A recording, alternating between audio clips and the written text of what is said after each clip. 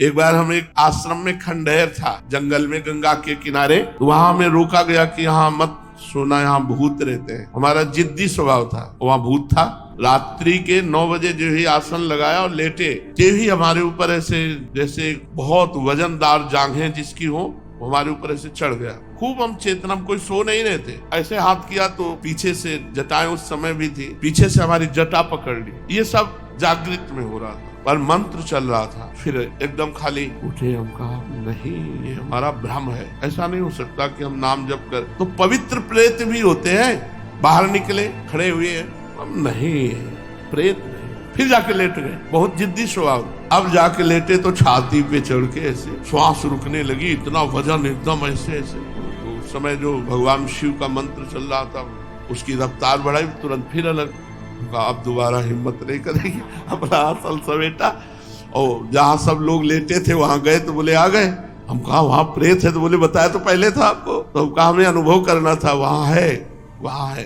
तो ये जो प्रेत आदि हैं, ये कुछ बिगाड़ नहीं सकते यदि भगवान नाम चल रहा है, मंत्र चल रहा है। क्या ये अनदेखी दुनिया, मतलब ये भूत प्रेत की बातें सिर्फ कहानियों में होती हैं, या हमारी असल जिंदगी से भी इनका कोई लेना देना है?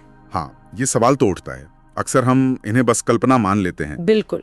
तो आज हम ना कुछ ऐसे ही अनुभवों पर बात करेंगे जो सोचने पर मजबूर करते हैं। अच्छा? हमारे पास कुछ लोगों के अपने अनुभव हैं और कुछ आध्यात्मिक नजरिए भी हैं इस पर।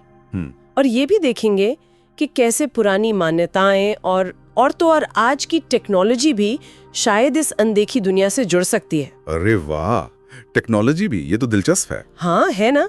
चलिए कोशिश करते हैं इस रहस्य को थोड़ा समझने की। जरूर जरूर। तो पहली कहानी है एक पुलिसकर्मी की। उनका सामना होता है एक जिसे प्रेत योनि की स्त्री या आम भाषा में चुड़ैल कहते हैं, उससे। अच्छा, पुलिसकर्मी का। हाँ, और वो रोज रात को उन्हें मिलती है। धीरे धीरे वो पुलिस वाले साहब बीमार पड़ने लगते हैं, मतलब बुरी तरह से। शरीर बिल्कुल सूखने लगता है उनका। कोई डॉक्टरी वजह?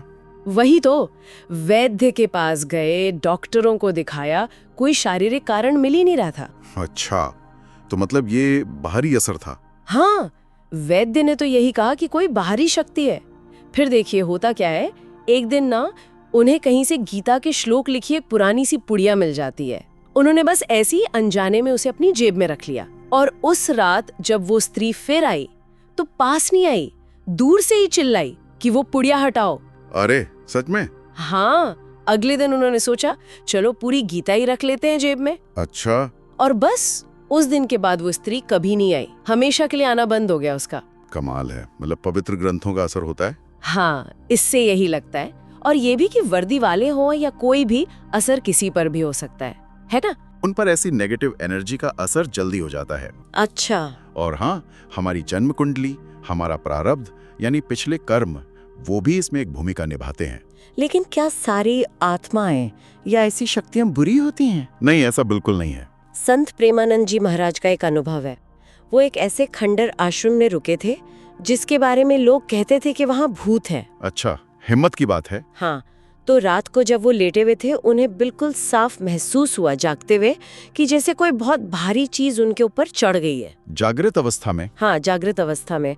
और इतना ही नहीं, उन्हें लगा जैसे पीछे से किसी ने उनकी जटाएं पकड़ ली हो। रे बाप रे। फिर उन्होंने जोर जोर से भगवान शिव का मंत्र जपना शुरू कर दिया।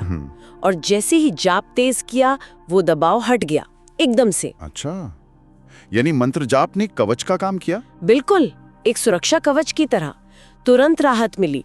और ये भी पता चलता है कि शायद सभी अनुभव डरावने नहीं होते, पवित्र आत्माएं भी हो सकती हैं। हाँ, ये संभव है। सकारात्मक और नकारात्मक दोनों तरह की ऊर्जाएं। अब एक और अनुभव सुनिए, ये थोड़ा अलग है और बहुत रहस्यमयी भी। अच्छा, बताइए। उत्तरकाशी में एक साधक है, स्वामी योगी।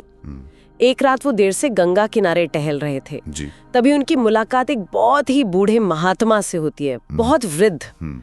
और दोनों में गीता पर खूब गहरी बातें होती हैं। अच्छा, देर रात गंगा किनारे? हाँ, और सबसे हैरान करने वाली बात ये थी कि वो बूढ़े महात्मा वो इन साधक के ऑनलाइन गीता प्रवचनों के बारे में जानते थे। क्या कह रहे हैं? ऑनलाइन? हाँ, ना सिर्फ जानते थे बल्कि उनकी तालीद भी कर रहे थे। और उनके हाथ में ना गीता की एक बहुत पुरानी सी कॉपी थी। दिलचस्प। खैर, बात करके दोनों अपने अपने कमरों में चले गए। महात्मा ने अपना कमरा नंबर भी बताया। ठीक है। असली रहस्य खुला अगली सुबह, जब साधक उन महात्मा से मिलने गए। आश्रम के व्यवस्थापक से पूछा तो पता चला कि उस हुलिये के उस तरह के कोई महात्मा उस वक्त आश्रम में थे ही नहीं। क्या? हाँ, और जो कमरा नंबर उन्होंने रात को बताया था, वो कमरा तो सालों से बंद पड़ा था। बंद कमरा? और उसमें रहने वाले महात्मा का देहांत तो बहुत बहुत पहले हो चुका था। हे भगवान। और सुनिए, जब वो कमरा खोला गया तो अंदर ठीक वैसी ही पुरानी गीता रखी मिली जैसी रात को उन महात्मा के हाथ में थी। ये तो अविश्वसनीय है ना? और एक और बात पता चली। आश्रम व्यवस्थापक ने बताया कि कुछ टाइम पहले कुछ साधक लोग उसी बंद कमरे के पास बाहर बैठकर इन्हीं साधक के, मतलब स्वामियों के, ऑनलाइन गीता प्रवचन सुनते थे। उसी कमरे के पास? हाँ, और उन प्रवचनों पर चर्चा करते थे। अब सोचिए, क्या वो महात्मा भी सुन रहे थे? ये अनुभव तो वाकई एक बहुत ही गहरा सवाल खड़ा करता है कि क्या ये जो हमारी टेक्नोलॉजी है, इंटरनेट, सोशल मीडिया, ये सिर्फ हम जिंदा लोगों के लिए है, या फिर वो दूसरी दुनिया के प्राणी भी किसी तरह इससे जुड़ सकते हैं या इसके बारे में जान सकते हैं? हाँ, सोचने वाली बात है। देखिए, इसका कोई वैज्ञानिक सबूत तो है नहीं अपने पास, पर ऐसे अनुभव इस संभावना की तरफ इशारा तो करते हैं। और ये कोई इकलौती घटना नहीं थी। स्वामियों ने बाद में बताया कि एक और सिद्ध ऋषि ने भी उनसे कहा था कि वो उनके ऑनलाइन काम के बारे में जानते हैं। अच्छा, एक और ऋषि ने? हाँ, और सबसे बड़ी बात, जब इन साधक के मन में आया कि ये ऑनलाइन काम बंद कर दें, तो उन्हीं रात वाले महात्मा ने, जो दिवंगत हो चुके थे, उन्हें दर्शन देकर कहा कि ऐसा मत करो, इसे जारी रखो, लोगों के लाभ के लिए। अरे वाह, मतलब मार्गदर्शन भी मिला। जी।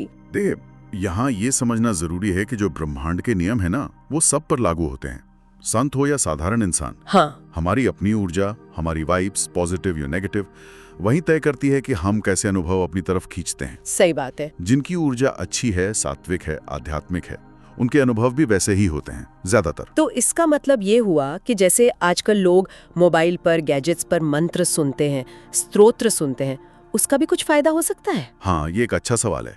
तर्क ये दिया जाता है कि जैसे मान लीजिए आप गैजेट पर कोई वेस्टर्न म्यूजिक सुनते हैं तो पैर थिरकने लगते हैं, है ना? हाँ। या शास्त्रीय संगीत सुने तो शायद सिर हिलने लगे, एक हाँ, मूड बनता है। सही है। तो उसी तरह अगर हम पूरे होश के साथ ध्यान से सुने तो गैजेट पर चलने वाला आध्यात्मिक कंटेंट भी, जैसे विष्णु सहस्त्रनाम है या दुर्गा सप्तशती है या ध्यान की धुनियां हैं, तो उनका भी पॉजिटिव असर हमारी ऊर्जा पर पड़ सकता है। बस जरूरत है उसे ध्यान से ग्रहण करने की।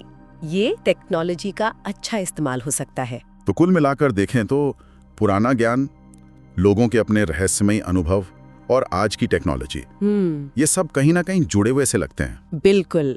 ये अनदेखी दुनिया की बातें हमें वाकई बहुत कुछ सोचने पर मजबूर कर देती हैं। हाँ, सही कहा आपने।